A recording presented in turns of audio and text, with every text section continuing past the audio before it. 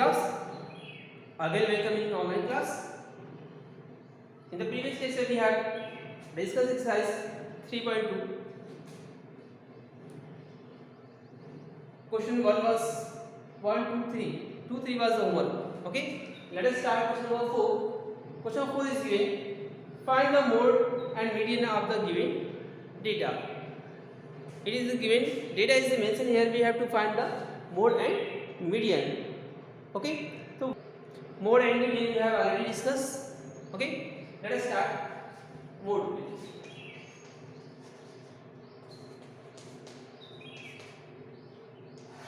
Okay. First we take which number is the real maximum times. Okay. 13 1 2 times. 13 is 2 times. Okay. 12 is 1 times. 14 1 2 and 3 times. 14 is 3 times, 16 is 1 times and 19 is 1 times. Here 14 is 3 times. The maximum occurrence of the 14 is 3 times, so we can say mode is 14. The maximum occurrence of a data is known as a mode. ये आपका mode क्या होगा 14x हो गया. अब हम निकालते हैं इसके लिए मीडियन. तो मीडियन के लिए क्या होगा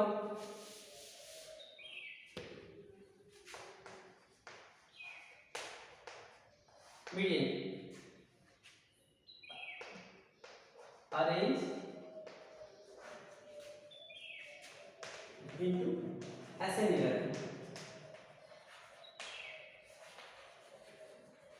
First we arrange into the ascending order. Okay.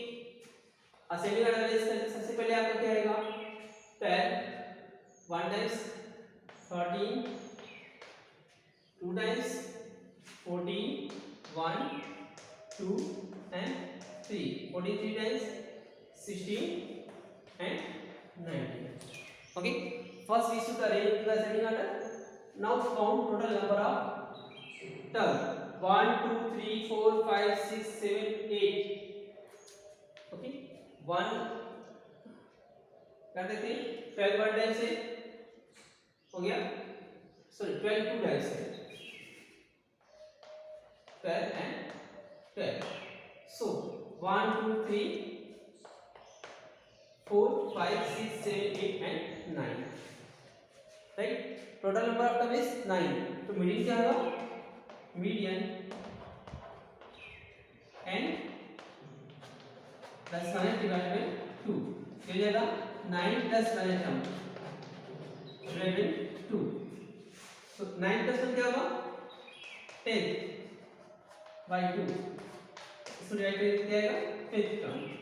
तो 5th term हम चाहे फॉरवर्ड से चाहे फ्रंट साइड से काउंट करिए या फिर बैक साइड से काउंट करते हैं. देखिए 5th प्लेस पे क्या आएगा 1 2 3 4 एंड 5. तो 5th प्लेस पे जो वैल्यू आ रही है आपकी 14 हो रही है. तो ये इसका मीडियन कहलाएगा. It is clear. तो मीडियन भी 14 आ रहा है और मोड भी 14 आ रहा है. It is clear. Question 5 is here. Question 5 ठीक है. Question number 5 is here. Question number 5 होगा tell whether the statement is true or false. Okay. True or false. Okay. The mode is always one of the number in a data. ये आपका true है. Mode जो होता है वो आपका हमेशा एक डेटा होता है. सही होता है. Second is the mean is one of the number in a data. Mean is the one of the number in data. ये आपका फॉल्स है. ठीक है. मीन आपका जरूरी नहीं है कि उस डेटा को उसको एवरेज निकालते हैं वो उस डेटा में से जरूरी है कि उसी में का है. वो मीन उसके बीच का भी सकता है या फिर उससे डेटा से बाहर होगा. ये जरूरी नहीं है. सेकंड फॉल्स है. थर्ड क्या है median is always one of A number. It is right.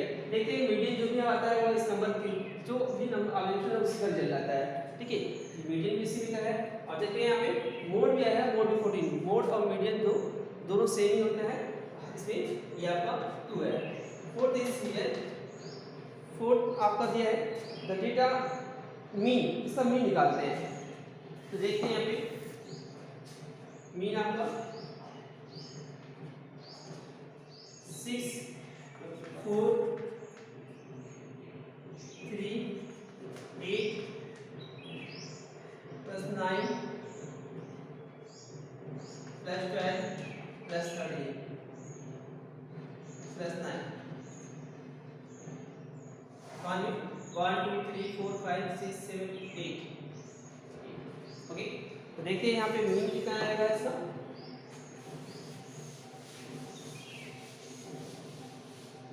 इसको ऐड करते हैं 20, ओके 10 19 19 और 8 27 30, ये आपका 41, ओके 41 हो गया आपका, 44, ये आपका 64 हो जाएगा।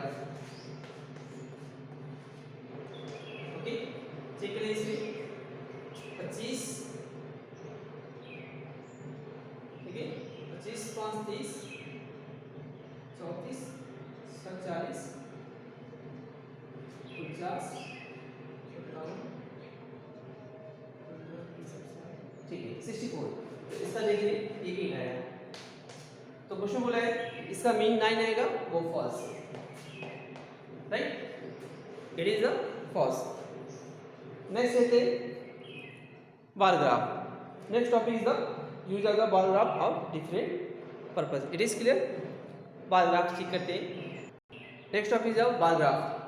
The bar graph, we use a bar graph in our daily life for maintaining the record या फिर arranging the record for a long period time. Okay, जो भी है जैसे आपका अटेंडेंस रजिस्टर है या फिर playing a student in a week, sleeping a student in a week, reading in a student in a week, reading hours, ठीक है। So there are so many record you can maintain on a copy या फिर you can maintain in a register. तो record क्या है, जैसे population of the country for different years, okay population या फिर the number of the weaker student in a class, okay they are the record for getting the information. तो record क्या है कि भी किसी बार ग्राफ हम यूज करते हैं for getting the information, we use for getting the information we use a bar graph. In this bar graph we use two types of the question. First one, question में आपको बार graph दिया होगा, उसके जवाब पे question पूछेगा। Second क्या होगा, आपको क्वेश्चन दिया होगा और आपको बार ग्राफ ड्रॉ करना होगा।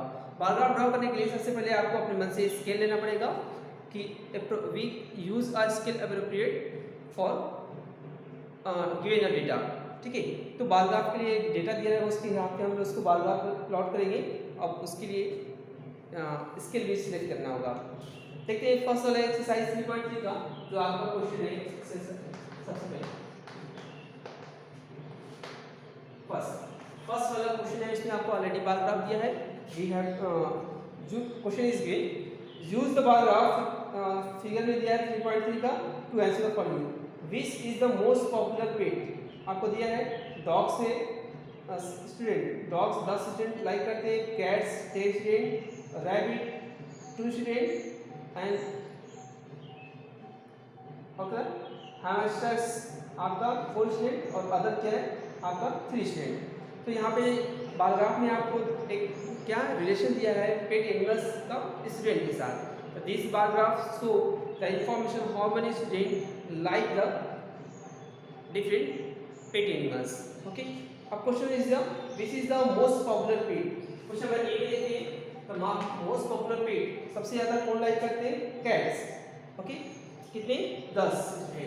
तो मोस्ट पॉपुलर पेट कौन सा है आपका कैट्स का है, कैट्स है। और सेकंड क्या है, सेकंड क्वेश्चन ये how many student have dog as a pet, how many student has a dog as a pet. तो देखिए आपके पास डॉग के लिए कितने हैं 8 स्टूडेंट, ओके। तो ये आपका 8 स्टूडेंट हो गया। अब नेक्स्ट वाला है आपको बार ग्राफ, आपको ऑलरेडी गिवन है, उस बार ग्राफ पे आपको क्या क्वेश्चन भी गिवन है और उसको आपको बार ग्राफ के भी जो क्वेश्चन आपको दिया है उस क्वेश्चन का रिजल्ट आपको बार ग्राफ से ही मिल जाएगा। Okay, same question number 2 same question number 1 की तरह है। Okay, now we will try to solve in our next lesson. So that's all for today. Thank you. You will try it. Okay, thanks everyone and have a nice day.